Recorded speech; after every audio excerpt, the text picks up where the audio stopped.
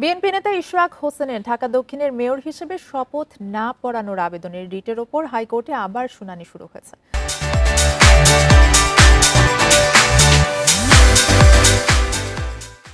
দুপুর 12:30টায় বিচারপতি মোহাম্মদ আকরাম হোসেন চৌধুরী এবং বিচারপতি দেবাশিস রায় চৌধুরীর সমন্বয় বেঞ্চে চলছে এই শুনানি।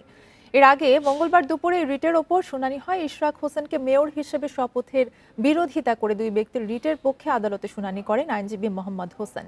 শুনানি শেষে বুধবার আদেশের দিন ঠিক করে আদালত। ঢাকা দক্ষিণ সিটির 2020 সালের নির্বাচনী অনিয়মের অভিযোগে 27 মার্চ মেয়র ফজলে নূর তাপসকে বিজয়ী ঘোষণার ফল বাতিল করে আদালত। মেয়র ঘোষণা করা হয় বিএনপি নেতা ইশরাক হোসেনকে।